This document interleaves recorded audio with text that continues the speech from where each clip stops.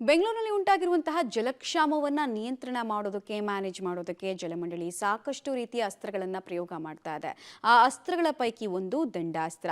ಕುಡಿಯೋ ನೀರನ್ನು ಅನ್ಯ ಉದ್ದೇಶಕ್ಕೆ ಬಳಸಬಾರದು ಅಂತ ಈಗಾಗಲೇ ಆದೇಶವನ್ನು ಹೊರಡಿಸಿ ಸಾಕಷ್ಟು ತಿಂಗಳಾದರೂ ಕೂಡ ಅಲ್ಲಲ್ಲಿ ನಿಯಮಗಳ ಉಲ್ಲಂಘನೆ ಆಗ್ತಾ ಇರೋದು ಕಂಡು ಬರ್ತಾನೆ ಇದೆ. ಹೀಗಾಗಿ ಅನಿವಾರ್ಯವಾಗಿ 400ಕ್ಕೂ ಹೆಚ್ಚು ಕುಟುಂಬಗಳ ಮೇಲೆ ದಂಡಾಸ್ತ್ರದ ಪ್ರಯೋಗವನ್ನು ಜಲಮಂಡಳಿ ಮಾಡಿದೆ. ಎಲ್ಲೆಲ್ಲಿ ಹಾಗಾದ್ರೆ ಪದೇ ಪದೇ ರೂಲ್ಸ್ ವಯಲೇಷನ್ನ ರಿಪೋರ್ಟ್ ಸಿಗ್ತಾ ಇದೆ ಅನ್ನೋದನ್ನ ಬನ್ನಿ ನೋಡ್ಕೊಂಡು ಬರೋಣ. ಒಬ್ಬಿಬ್ಬರಲ್ಲ, ಬರೋಬ್ಬರಿ 400 ಮಂದಿಗೆ ದಂಡ ಹಾಕಿದ ಜಲಮಂಡಳಿ. ರೂಲ್ಸ್ ಬ್ರೇಕ್ ಮಾಡಿದವರಿಂದ ಬರೋಬ್ಬರಿ 20 ಲಕ್ಷ ದಂಡ ವಸೂಲಿ. ಬೆಂಗಳೂರಿನಲ್ಲಿ ಜಲಮಂಡಳಿ ನೀರಿನ ಅಭಾವ ಹಿನ್ನೆಲೆಯಲ್ಲಿ ಹಲವಾರು ನಿಯಮಗಳನ್ನ ಜಾರಿ ಮಾಡ್ತಿದೆ.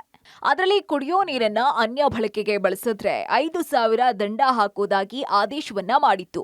ಆದ್ರೆ ಜಲಮಂಡಳಿ ಆದೇಶವನ್ನ ಜನ ಪಾಲನೆ ಮಾಡ್ತಿರ್ಲಿಲ್ಲ. ನಿಯಮ ಉಲ್ಲಂಘನೆ ಮಾಡಿದ 400 ಜನರಿಗೆ ತಲಾ 5,000ದಂತೆ 20 ಲಕ್ಷ ರೂಪಾಯಿಯನ್ನ ದಂಡ ವಸೂಲಿ ಮಾಡಿದೆ. ಇನ್ನು ಬೆಂಗಳೂರಿನಲ್ಲಿ ದಕ್ಷಿಣ ವಲಯ, ಪೂರ್ವ ವಲಯ ಮತ್ತು ಪಶ್ಚಿಮ ವಲಯದ ನಿವಾಸಿಗಳೇ ಹೆಚ್ಚು ರೂಲ್ಸ್ ಅನ್ನ ಉಲ್ಲಂಘನೆ ಮಾಡಿದ್ದಾರೆ. ಯಾವ ವಲಯದಲ್ಲಿ ಎಷ್ಟು ಕೇಸ್ ಬಂದಿದೆ, ನಿಯಮ ಉಲ್ಲಂಘನೆ ಆಗಿದೆ ಅಂತ ನಾವು ನೋಡ್ತಾ ಹೋಗೋಣ.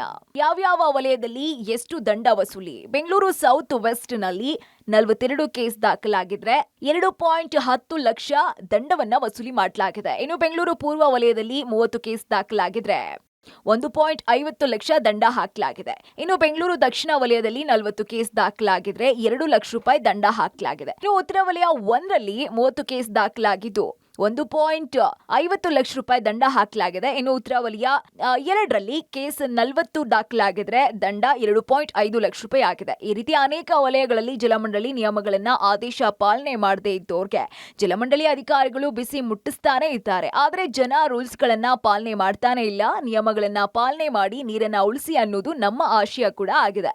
Lokesh, public TV, Bengaluru.